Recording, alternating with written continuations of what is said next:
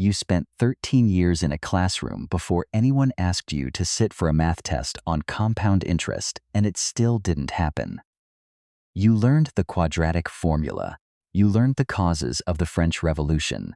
You learned how to diagram a sentence you would never diagram again. And then you turned 18 and opened your first credit card application with the same amount of financial training you had at age 11, which was none. That's not an accident of scheduling. It's not a gap someone forgot to fill. 13 years of instruction, thousands of hours, a curriculum revised and reapproved by committees again and again. And somehow the one subject every adult uses every single day was the one most consistently left out, delayed, or reduced to a single semester bolted onto senior year, right before you left the building for good. I'm going to show you why that isn't negligence. It's design. The comfortable version of this story is progress, and on paper, there has been some. As of 2026, 39 states require some form of personal finance instruction before graduation, whether as a standalone course or folded into an existing one, according to the Council for Economic Education's biennial survey of the states. That number has climbed for a decade. California, Colorado, Delaware, and Hawaii all added standalone requirements recently, and Kentucky and Texas upgraded from embedded content to dedicated courses. Utah was the first state to mandate a personal finance course for graduation back in 2008. By 2019, only 6 states had followed. Now most states have. It's easy to look at that trajectory and conclude the system is catching up. Late, sure, but catching up. The gap is closing, the argument goes, and the next generation will simply know more than you did, will graduate with a working understanding of interest, credit, taxes, and risk that you had to piece together yourself, usually the expensive way, usually after the mistake had already been made. It's a comforting story because it implies the problem was oversight rather than incentive. Something schools simply hadn't gotten around to, in the way a school might not get around to teaching cursive or a foreign language early enough. Not a structural feature of how education is funded, measured, and staffed, just a lag. And lags close. Except when you look at what required actually means in practice, who's teaching the course, when in a student's academic life it lands, and what version of financial competence it's built to produce. The lag stops looking like an oversight and starts looking like the point. Here's the crack. Even in states with a graduation requirement, that requirement is almost always satisfied by a single semester, and it almost always lands in 11th or 12th grade, meaning most students encounter their first and only mandatory financial education class within 1 or 2 years of leaving the system that taught it, right as they're signing their first lease, opening their first credit line, or taking out their first student loan. The Next-Gen Personal Finance State of Financial Education report puts the number of states with a full standalone requirement at 30, lower than the Council for Economic Education's broader count of 39, because NGPF only counts courses that can't be substituted or embedded into something else. The gap between those two numbers, 30 versus 39, is itself the tell. 9 states count personal finance as satisfied by folding a unit into economics or a general business class taught by whoever is teaching that class, for however many days the pacing guide allows. And timing doesn't just mean late.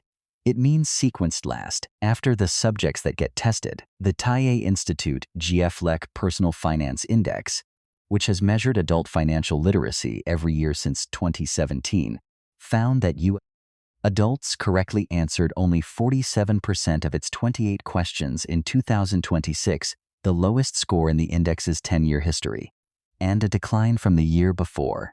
Gen Z, the first cohort to move through this decade of expanding state mandates, scored 38%, the lowest of any generation measured. If required coursework were closing the gap, the generation with the most access to it should be scoring better than the generations who had none. Instead, they're scoring worse. Something in the design of required isn't producing the outcome the requirement is supposed to produce. The requirement measures whether a course was taken. It says nothing about when in a student's life that course lands relative to the decisions it's meant to prepare them for. or who wrote the material being taught inside it. The mechanism is late education design, and it operates on two axes at once: when's the material arrives, and what kind of material it is when it finally does. Start with when. American public education has spent the last quarter century organizing itself around subjects that are tested and funded accordingly. The No Child Left Behind Act of 2001 tied federal funding and school accountability ratings to standardized performance in reading and math. Its successor, the Every Student Succeeds Act of 2015, kept that core structure. Personal finance was never part of that testing regime. It generates no federal accountability score, triggers no funding consequence, and shows up on no metric that determines whether a school district is rated as succeeding or failing. In a system where instructional time and staffing follow the metrics that carry consequences, a subject with no metric has no natural claim on the schedule. It gets added only when something external forces the issue, usually a state legislature, not a state Department of Education, which is exactly why implementation has arrived so unevenly and so late. Utah first in 2008, 6 states by 2019, and only now, in 2026, a majority of states with some form of requirement at all. That's not a curriculum evolving at the pace of pedagogical discovery. That's a subject that had to be legislated into a system that had no internal mechanism for prioritizing it on its own. Now, the second axis: what kind of financial education actually gets delivered once a state mandates it? This is where the design gets more interesting, because personal finance education is not a neutral, single thing. Much of the curriculum used in American classrooms, including materials distributed through programs like Junior Achievement, historically funded by banks, insurers, and consumer finance companies, has tended to concentrate on procedural compliance: how to open a checking account, how to write a check, how to read a pay stub, how to fill out a W-4. These are not useless skills, but they are the skills of interacting correctly with financial products, not the skills of evaluating whether those products serve you. A curriculum can teach a student exactly how compound interest is calculated on a savings account, and never once walk that same student through how the identical formula, run in reverse, is what makes minimum credit card payments take decades to clear a balance. It can teach what an APR is, without teaching how APR comparison is deliberately obscured across lenders, or how origination fees and add-on products change the real cost of a loan beneath the advertised rate. It can teach diversify your portfolio, without teaching what an expense ratio does to 40 years of compounding, or who collects that expense ratio every single year, regardless of whether your investments go up or down. This is the pattern: procedural literacy, not structural literacy. Students are taught to operate inside financial systems correctly. They are far less consistently taught to interrogate how those systems are built, who built them, and whose interests were prioritized in the building. Who profits from that gap is not one villain with a face. It's an alignment of incentives that nobody has to coordinate on purpose. School districts are rated and funded on tested subjects, so administrators have no institutional reason to fight for classroom time on an untested one, even when they personally believe it matters. State legislatures respond to visible public pressure, which means financial literacy mandates arrive only after enough news coverage of student debt crises and credit card delinquency makes inaction politically costly, which explains why the wave of new mandates clusters heavily in the last several years, rather than spreading out evenly since, say, the 1980s. And the financial services industry, banks, credit card issuers, insurers, brokerages, operates in a market where asymmetric information is not a bug to be fixed, but a structural advantage. A borrower who doesn't fully understand how amortization front-loads interest is a more profitable borrower, not a less profitable one, over the life of a loan. None of these parties needs to conspire. Each one simply follows its own incentive, and the aggregate output is a generation that graduates knowing how to open a bank account and not knowing how the fee structure inside that account was designed. Here's the number to hold on to: 47%. That's the average share of questions U.S. adults answered correctly. On the 2026 TIAA Institute-GFLEC Personal Finance Index, the lowest score in the index's 10-year history. After a decade in which financial literacy graduation requirements more than tripled, the requirement expanded, the literacy didn't follow it. That gap is not a coincidence, and by the end of this episode, you'll see exactly why the two numbers were never supposed to move together in the first place. TIAA is a composite illustrative construction built from aggregate financial literacy and student debt survey data, not a real person or documented case study. TIAA is 34, a marketing manager in Charlotte earning $91,000 a year, married, no children yet, and by every conventional measure, she did the responsible thing at every step. She graduated high school in a state without a financial literacy requirement, went to college on a mix of federal subsidized and unsubsidized loans, because that was what the financial aid office recommended without much further explanation, and graduated with $31,000 in student debt, which she was told at the time was good debt, an investment in herself that would pay for itself. The conventional wisdom she carried into her 20s was simple: work hard, pay your bills on time, and the math works itself out. Nobody had taught her the difference between a subsidized and unsubsidized loan's interest accrual, so she didn't know that interest had been accumulating on part of that balance the entire time she was in school, before she'd earned a single dollar to pay it down with. Nobody had walked her through amortization, so when she started making the standard 10-year repayment amount straight out of college, she assumed each payment was chipping away evenly at what she owed.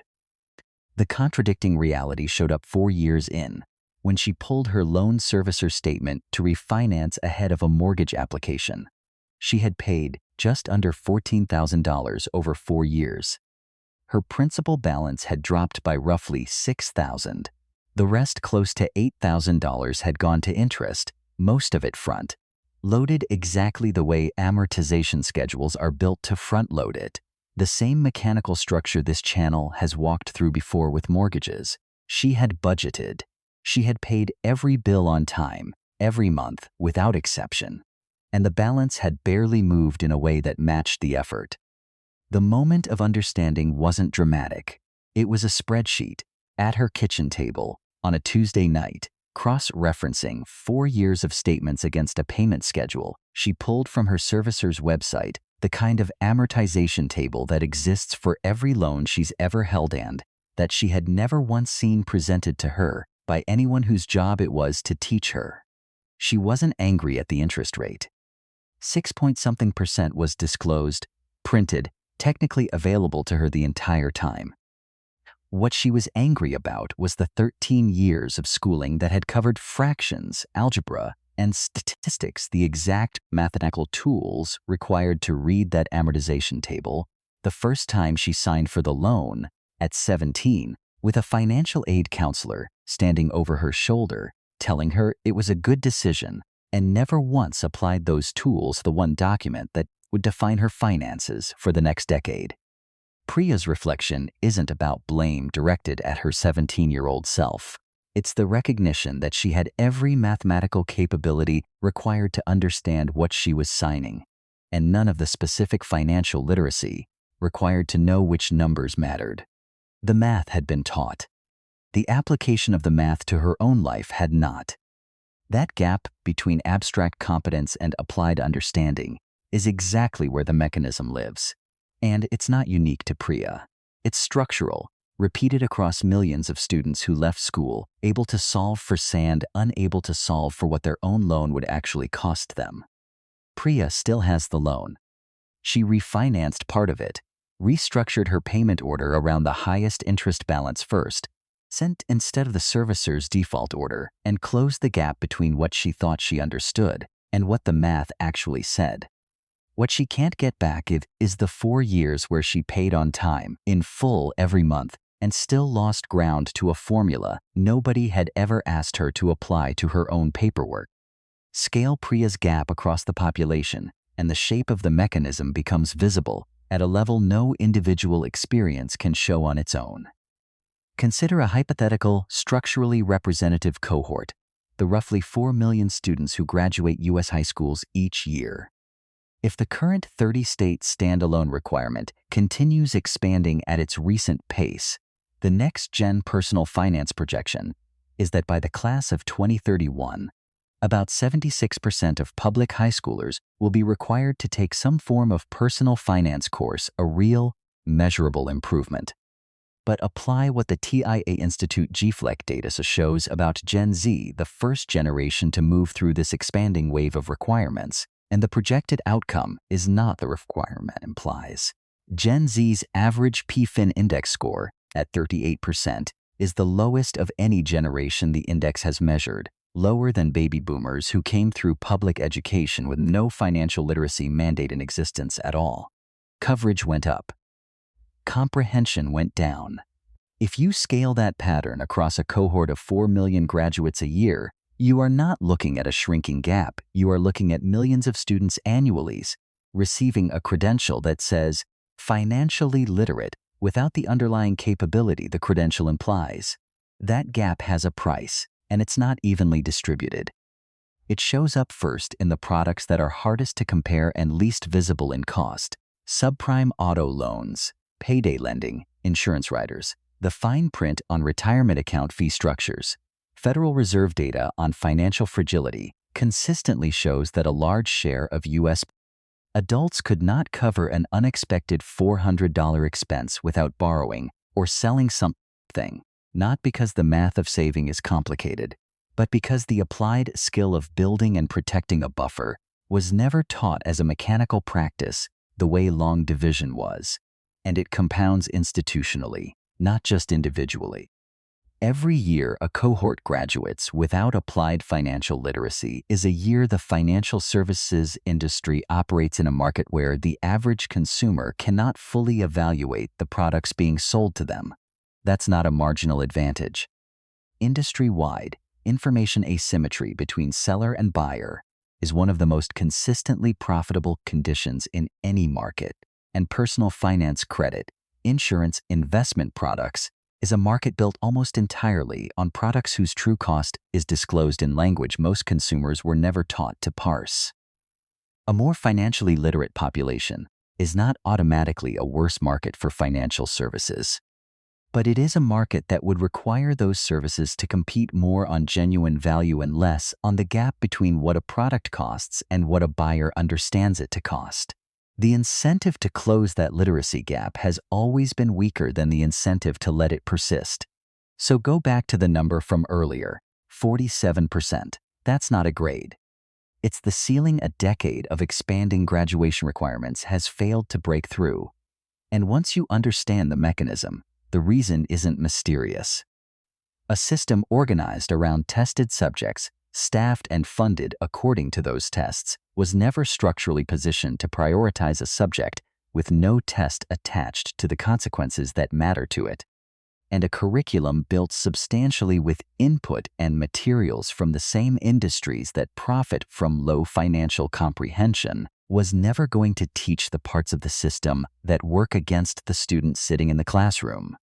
Here's the redefinition. You weren't failed by an oversight.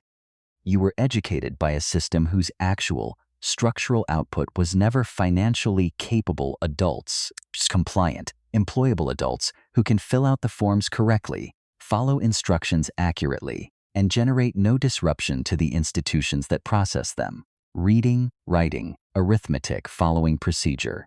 These are the skills of being a productive employee inside existing systems.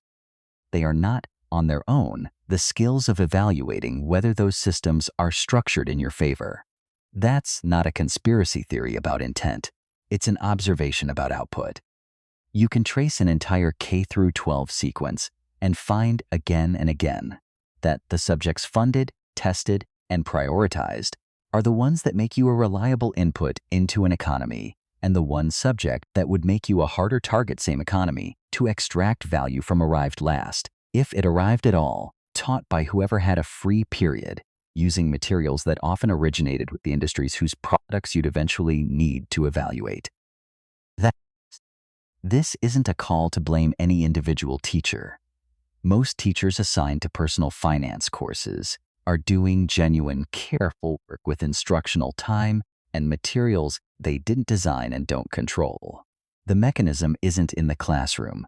It's in the incentive structure that decided at every level above the classroom what would be tested, what would be funded, and whose materials would fill the gap when a mandate finally arrived. You were never meant to leave school unable to add. You were meant to leave capable of computation and uninitiated in application, able to calculate compound interest on command for a test, and never once shown that the same formula was already running, quietly, against you, in the loan you signed at 17. They didn't build the system to trap you. They built it to keep you compliant enough to stay inside it, employable, procedural, and never quite equipped to ask who the curriculum was actually serving. So here's a question worth sitting with, not answering out loud. If you could redesign what gets taught between the ages of 5 and 18, what's the first thing you'd move to the front of the line? You were taught to calculate. You were never taught who the calculation was for. And the next place that distinction matters most isn't in a classroom. At all, it's in a tax code that was never written in a language ordinary earners were ever going to be given time to learn.